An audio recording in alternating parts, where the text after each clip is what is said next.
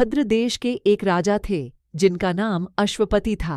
भद्र देश के राजा अश्वपति के कोई संतान न थी।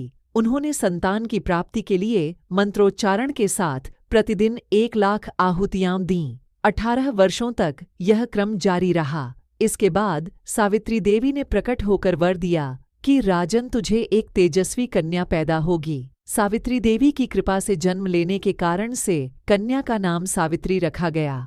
कन्या बड़ी होकर बेहद रूपवान हुई। योग्य वर न मिलने की वजह से सावित्री के पिता दुखी थे। उन्होंने कन्या को स्वयं वर तलाशने भेजा। सावित्री तपोवन में भटकने लगी। वहां साल्व देश के राजा द्युमत्सेन रहते थे।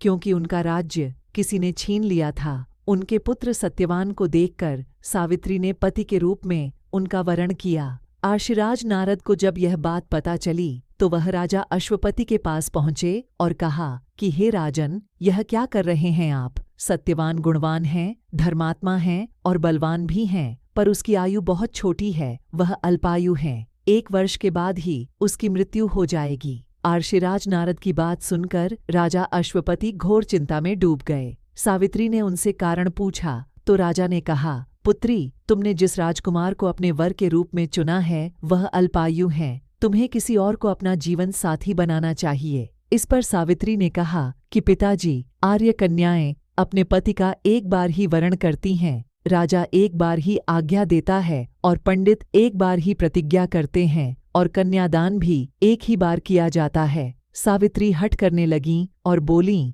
मैं सत्यवान से ही विवाह करूंगी। राजा अश्वपति ने सावित्री का विवाह सत्यवान से कर दिया। सावित्री अपने ससुराल पहुंचते ही सास ससुर की सेवा करने लगी। समय बीतता चला गया। नारद मुनि ने सावित्री को पहले ही सत्यवान की मृत्यु के दिन के बारे में बता दिया था। वह दिन जैसे जैसे करीब आने लगा, सावित्री अधीर होने लगीं। उन्होंने 3 दिन पहले से ही उपवास शुरू कर दिया। नारद मुनि द्वारा कथित निश्चित तिथि पर पितरों का पूजन किया।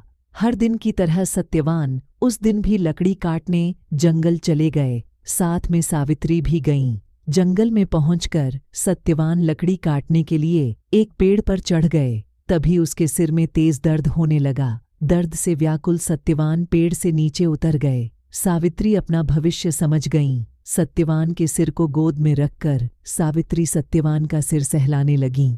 तभी वहां यमराज आते दिखे। यमराज अपने साथ सत्यवान को ले जाने लगे। सावित्री भी उनके पीछे पीछे चल पड़ीं।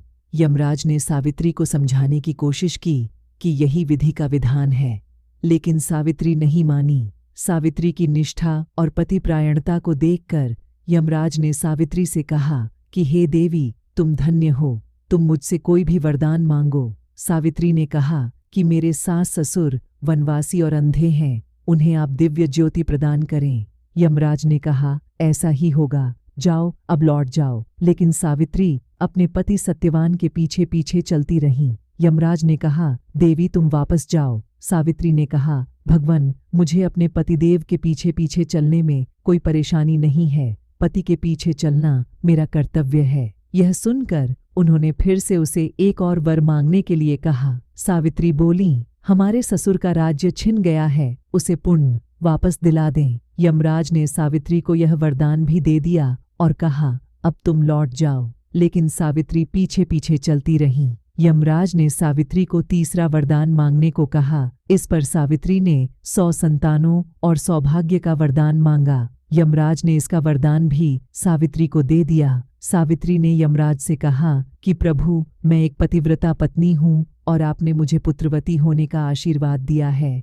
यह सुनकर यमराज को सत्यवान के प्राण छोड़ने पड़े। यमराज अंत ध्यान हो गए और सावित्री उसी वट वृक्ष के पास आ गई जहां उसके पति का मृत शरीर पड़ा था। सत्यवान जीवंत हो गया और दोनों खुशी खुशी अपने राज्य की ओर चल पड़े। दोनों जब घर पहुंचे तो देखा कि माता पिता को दिव्य ज्योति प्राप्त हो गई है। इस प्रकार सावित्री सत्यवान चिरकाल तक राज्य सुख भोगते रहे। अतः पतिव्रता सावित्री के अनुरूप ही प्रथम अपने सास ससुर का उचित पूजन करने के साथ ही अन्य विधियों को प्रारंभ करें। वट सावित्री व्रत करने और इस कथा को सुनने से उपवासक के वैवाहिक जीवन या जीवन साथी की आयु पर किसी प्रकार का कोई संकट आया भी हो तो वो टल जाता है।